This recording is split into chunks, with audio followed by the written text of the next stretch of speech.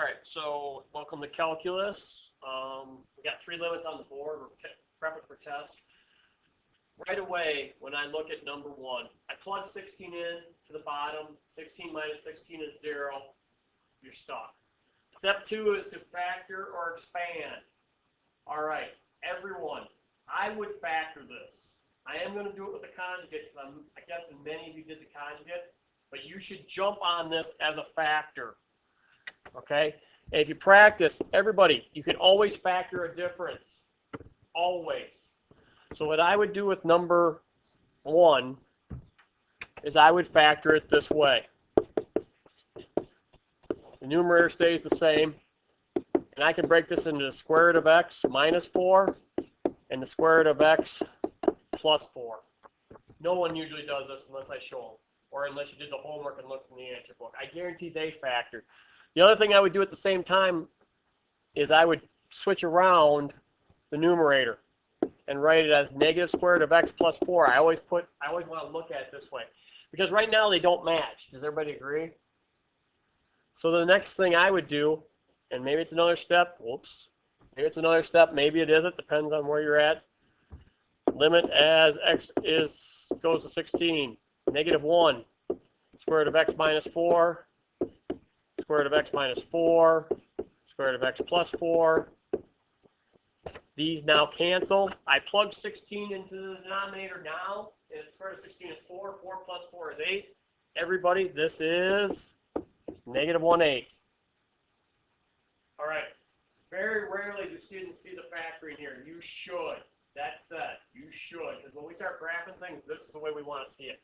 Any difference can be factored. Period. All right. And the square root of x, everybody, the tip-off is right there. Look at the numbers.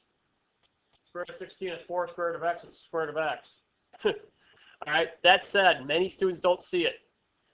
So you might try x plus 16 on the bottom. That didn't help you. What you have to do for the conjugate is this. If you want to try the conjugate, okay, go there. You know the answer is negative 1/8. I'm going to erase all this so I have room. Okay. A lot of times students see the conjugate. We'll do it in black. Limit as x is going to 16. The numerator becomes 16 minus x over x minus 16 times 4 plus the square root of x. Our rule is to never, ever multiply the bottom. The limit as x goes to 16, again, negative 1 over x minus 16 when I factor the top. Lo and behold. Lordy, lordy. Allah, Allah. All right, here we go. You add in, put in 16. 4 plus square. It is negative 1/8. I am not going to graph this. I don't want to, and you shouldn't want to either. All right, but that would be the next choice. This is a good lead-in because I think factoring is faster, personally. For number 1, I think you should factor it. Conjugate works fine. But you look at number 2, and the first thing you do is you plug 2 in and make sure the bottom is 0, and it is. All right? The next 2 things I do 2 steps personally on the next one. I multiply by the conjugate. All right, and if I make some space here, I got to make this a little smaller so I can get it in. I multiply by the conjugate, right? And I'll do it in red. X plus 2 plus the square root of 2x, top and bottom, so you're multiplying by 1. The other thing I do when I rewrite this is I factor the bottom, guys. You see the bottom factors? I want this, all right? Maybe and again, I'll just drag my feet. And then the next thing is this conjugate is all one thing, all right? Do not separate these into factors, right? The sum is the one factor. On the top, so you get x plus 2, all right? And then you get minus 2x. So the top, then I do a little math. The top becomes negative x plus 2, right?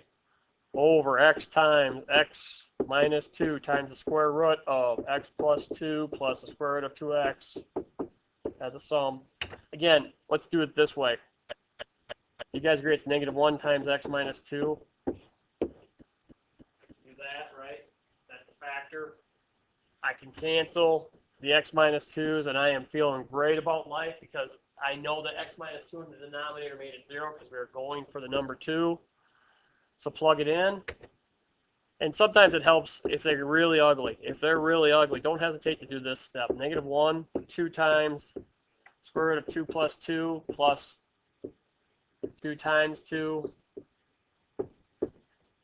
2 plus 2, 4 times 2. And again, oh, lo and behold, it is the same answer, isn't it? Someone else, if you disagree, scream out, or otherwise I'm going to be on YouTube forever with the wrong answer. How about -1/8? If I go off the board, I probably would write that. Well, no, I wouldn't, because I show the conjugate next to it. So maybe what I would do at the very end is say, hey, the limit as x approaches 2 of the function is -1/8. Right? Everybody, there are 5 things you must do with limits, right? Plug in and plug it in and get a number like we did before. Factor or expand, right? Conjugate, and finally graphing. You can pretty much guarantee on an exam 4 of those 5 will be on there. Okay? All right. Number 3 is a notation thing I want to make sure we're clear of. Delta x is not 2 things. Delta x is h. Right? It's a change in x. Guys, this is just like having h go to 0, and it's just one variable, but we write delta x. So we want to leave delta x, but we want to recognize. Sometimes students kind of forget that delta x is just the change in x. And we're going to drive the space between to 0, right? The delta x. We're going to squeeze q into p. Everyone, again, you plug 0 in for delta x and the denominator is 0. So on this problem, the first thing is you must hate negative exponents. So the first thing you want to do is make sure you see it that it's this problem.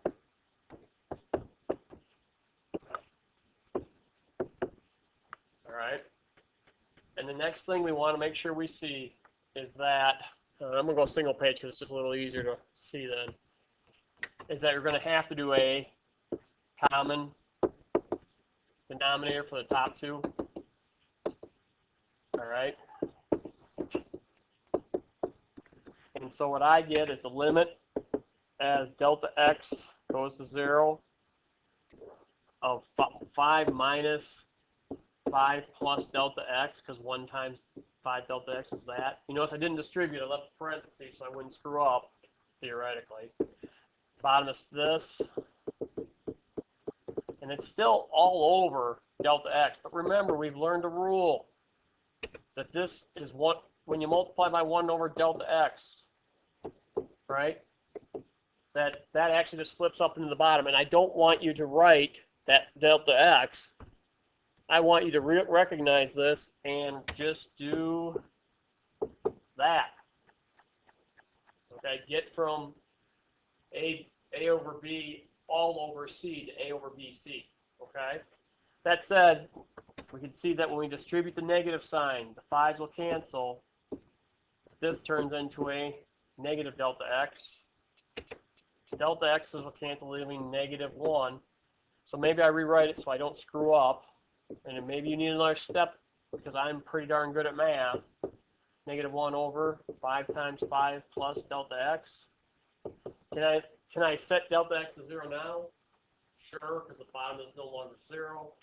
5 plus 0 is 5. 5 times 5 is 25. The answer to this is -1/25. All right. I did that in 9 minutes.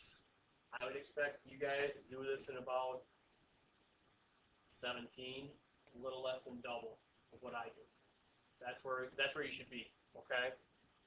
Maybe a little longer if you know you gotta be rolling. So keep practicing. We love math.